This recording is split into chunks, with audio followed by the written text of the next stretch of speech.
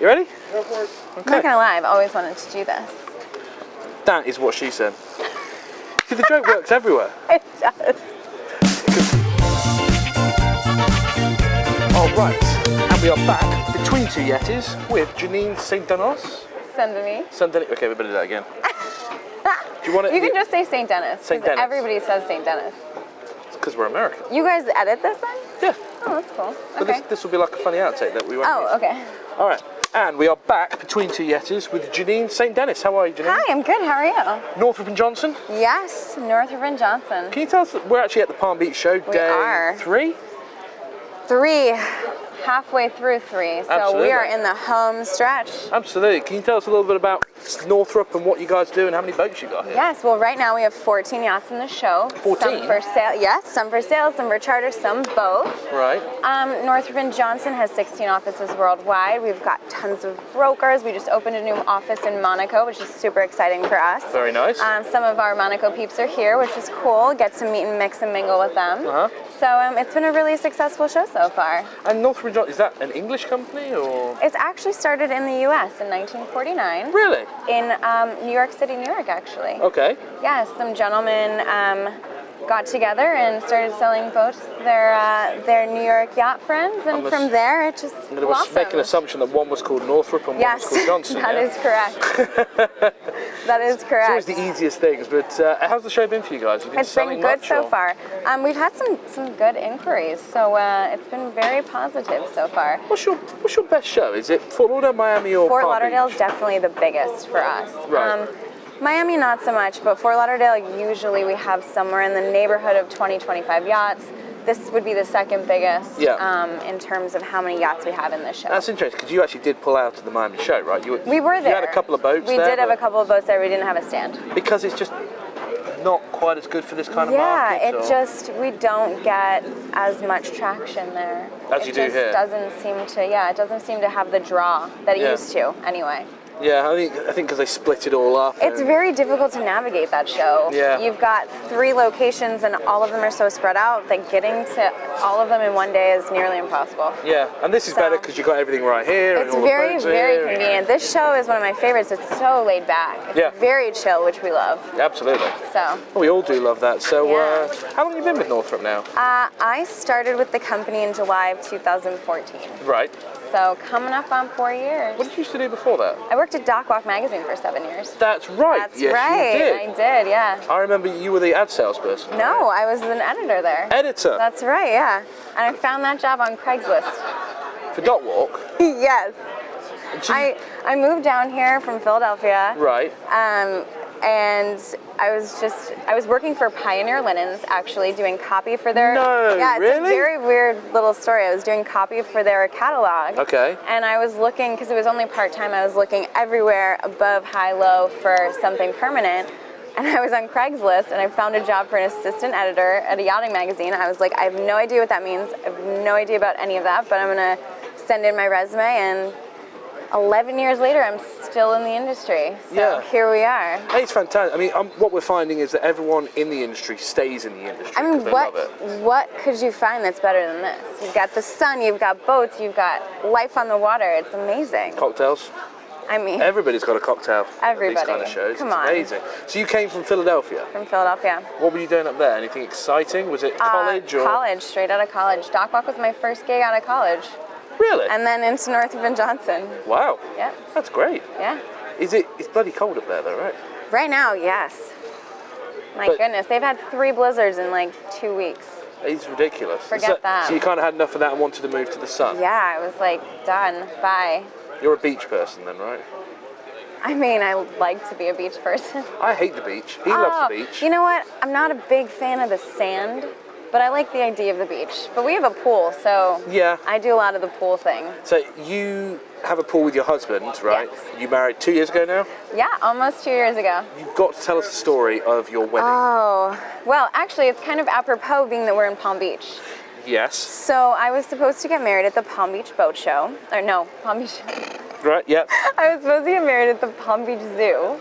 Why would you pick a zoo? I mean, it actually sounds exotic. So it's kind of funny. So when we got engaged and we talked about what we wanted to do, where we wanted to get married and all that jazz, being in Florida, I've been to so many weddings at hotels on the beach, and they're beautiful, and I love them, and I was like, I want something different. Yeah. So I was looking everywhere trying to figure out something unique, and I stumbled upon you can get married at the Palm Beach Zoo, and I said, we're both big animal lovers, we're both very adventurous, we love to travel, so that seems kind of perfect for us. So I talked him into it. Against his better judgment, he was like, okay, I guess we can do this. Right. Then he went and he saw it and he fell in love with it too.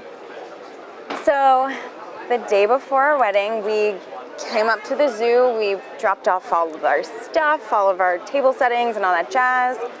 We had our run through, and we get back to the hotel, and I get a phone call from a friend of mine that just says, you need to turn on the news. Tiger attacks trainer at Palm Beach Zoo. And I'm like, oh, that's where I'm supposed to get married for. So I call my coordinator at the zoo, and of course she's beside herself. Mm-hmm. And they say, no, the show's gonna go on, we have a contract, let's do this. And I'm, okay, I'm getting calls from friends, hey, I'm supposed to get on a plane, should I do that? And I'm like, if we have to get married in a KFC parking lot, it's happening. Yeah. Like, we've got people from Australia, South Africa, London, my husband's from Canada, so we got all the people, we're doing the thing. Yeah. The next morning, they called us and said, unfortunately, we can't do this. The morning of? The morning of. For what reason? Just because it was... Because it just, Yeah. I think they realized it probably wasn't the best decision. Right. But we got lucky because Tortuga was happening. So a good girlfriend of mine worked at Marriott Harbor Beach, and they had no weddings booked because Tortuga is literally happening like 100 yards from there. Yeah. So, you don't want to get married when Luke Bryan is singing and that's all you can hear. Well, that's what we did. She called me and said, we're going to take care of everything. They didn't have any staff, they didn't have any food prepped, nothing. They called in a bunch of favors. People who worked at Marriott's around the area came in and helped us out. And they literally put everything together, a wedding for 125 guests from basically scratch, from like 10 in the morning, and we got there at 4 o'clock for our photos. It was insane. So what you're telling me is, despite what my wife said that this takes months of planning, it can be done in the morning. It can be done, yes.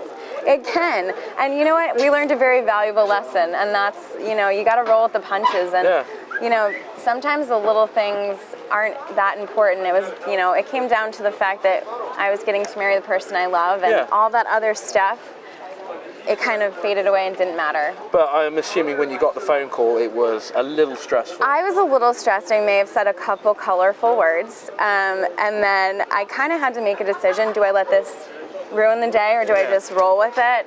I decided to roll with it. My hairdresser poured me a glass of champagne at like 8:30 in the morning, and that was You went with it? I went with it. And that was it. Not only now a great story.